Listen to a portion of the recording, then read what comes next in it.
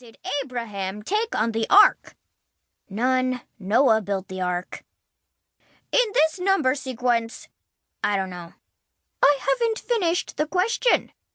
I still don't know. Conrad slumped back in his chair and glared. Complete this number sequence.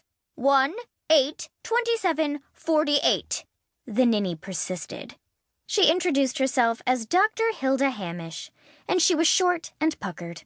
At some point in her life, probably when she was 5, her face pulled itself into a concerned question mark, and it had never managed to free itself in all the time that followed.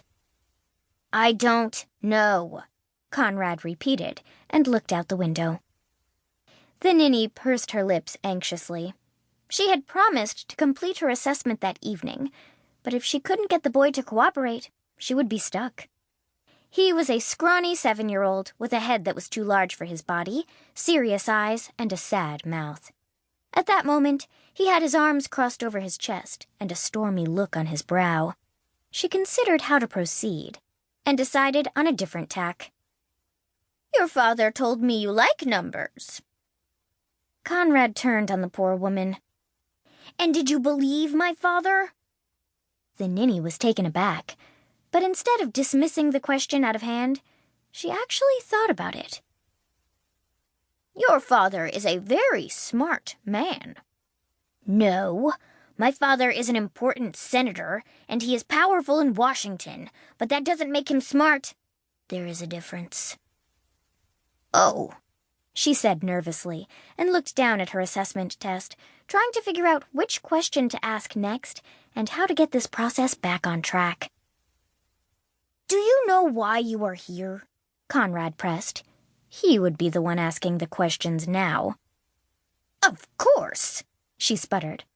Your father wants to know how he can better help you grow and learn. Wrong again. Conrad rolled his eyes at her obtuseness.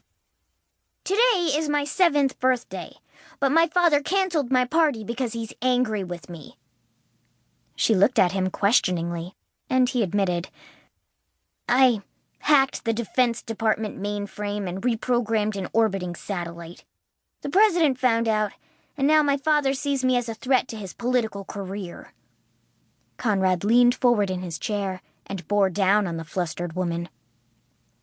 He is using you to help control me.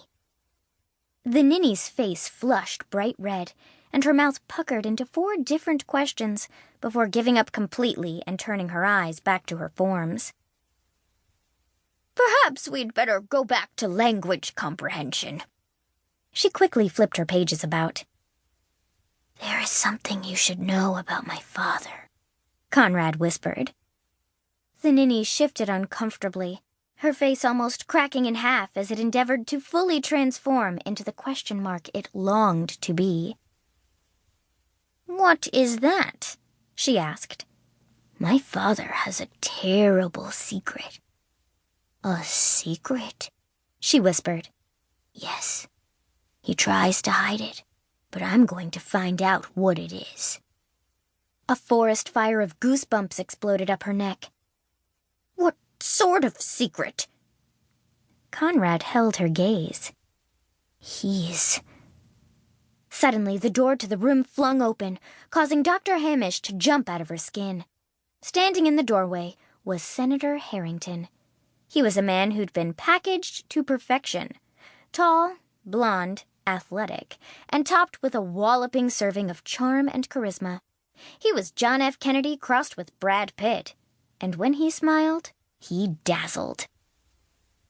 Thank you, Dr. Hamish. That will be all for today, said the senator, smiling. Oh, Senator Harrington? The ninny scrambled to her feet, even more flustered than before. You surprised me. He was listening the whole time, said Conrad. He does that. Oh, she said. Oh. It's been a long day. Senator Harrington took Dr. Hamish's hand and guided her toward the door. My assistant will show you the way out. But the assessment? Before Dr. Hamish knew what was happening, she was escorted out.